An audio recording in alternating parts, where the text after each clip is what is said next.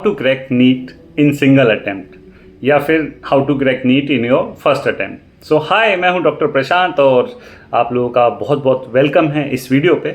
और आज इस वीडियो में मैं बात करने जा रहा हूं कैसे आप नीट एग्ज़ाम क्लियर कर सकते हो। बहुत आसान तरीका है, इतना आसान है कि आपको मतलब लगेगा कि यार इतना भी आसान हो सकता है क्या। तो अगर आप नीट 2026 के लिए प्रिपेयर कर रहे हो तो ये वीडियो आपके लिए है। एंड इस वीडियो में आपको बहुत सिंपल तरीका मैं आपको बताऊंगा जिससे आप नीट क्रैक कर सकते हो। प्लस मैं आपको ये भी चीज़ें बताऊंगा कि क्या क्या गलतियां हैं जो आपको अवॉइड करनी है, जो मैंने की थी और बहुत सारे स्टूडेंट्स कर देते हैं। ओके, सो चलो हम बात करते हैं पहले गलतियों से। नंबर 1 गलती थी वो ये थी कि जैसे मैं बचपन से जो है ना पढ़ने में काफ़ी अच्छा रहा, ठीक है। तो पढ़ने में काफ़ी अच्छा रहना और नीट क्रैक करना दोनों में अलग चीज़ें हैं। एंड मैंने उसी चीज़ को कोशिश किया कि कैरी फॉरवर्ड करता हूँ, नीट एग्ज़ाम की तैयारी करता हूँ।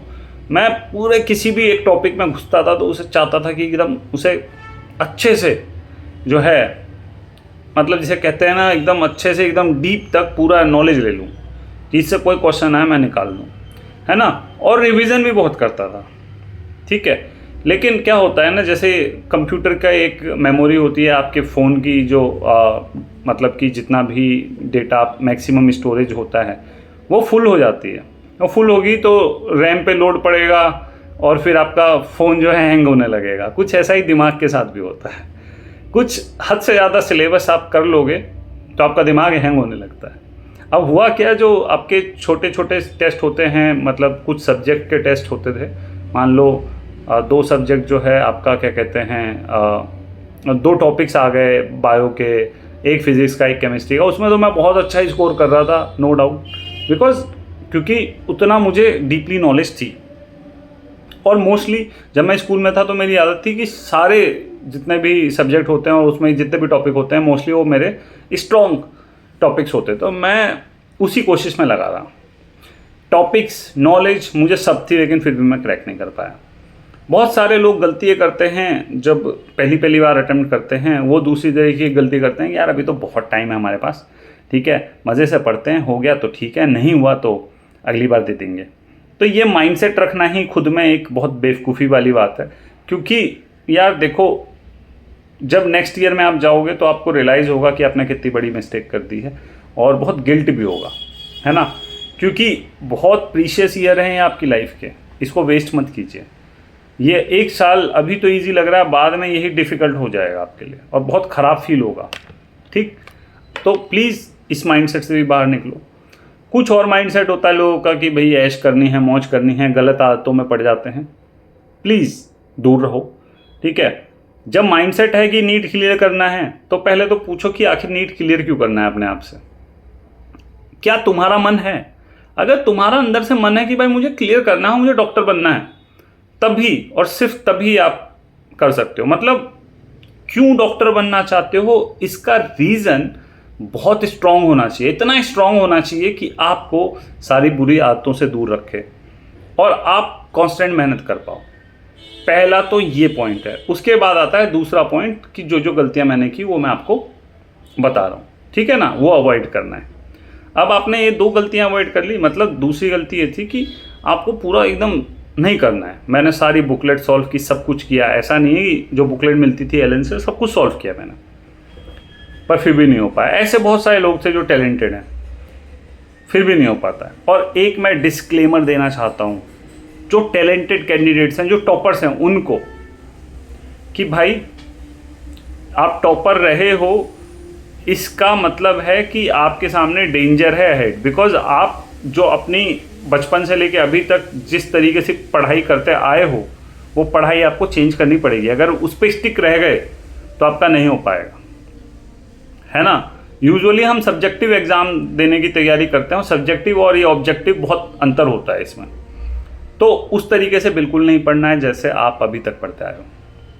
अब मैं एक आसान तरीका बता रहा हूँ आपको जिससे आप क्लियर कर सकते हो नीट, वो भी बिना किसी कोचिंग इंस्टीट्यूट के। कोचिंग करोगे तो बहुत बढ़िया है, कोचिंग नहीं करोगे तो भी क्लियर कर दोगे। देखो, ओवर द ईयर्स जो नीट एग्ज़ाम है वो बहुत ज़्यादा ईजी हो गया है। ईजी, इतना ईजी हो गया कि हर कोई 720 में से 720 स्कोर कर रहा है, राइट। जब मैं पढ़ाई करता था तो उस टाइम बेसिकली इतना डिफ़िकल्ट होता था कि पता कहीं से भी क्वेश्चन आ जाता था। और जैसे जैसे ओवर द ईयर्स पूरा का पूरा एनसीईआरटी ही बेस्ड हो गया। तो एक तो ये समझ में आता है कि ज़्यादा मेहनत करनी नहीं है, मतलब फालतू फलाना ढिमकाना बुक नहीं ढूंढनी है, प्लीज़ मत ढूंढो। बहुत सारे लोगों को बोल भी दूंगा, उनको हजम नहीं होगा, उनको लगे अरे यार टॉपर जो है ये सब करते होंगे। नहीं, ऐसा नहीं है।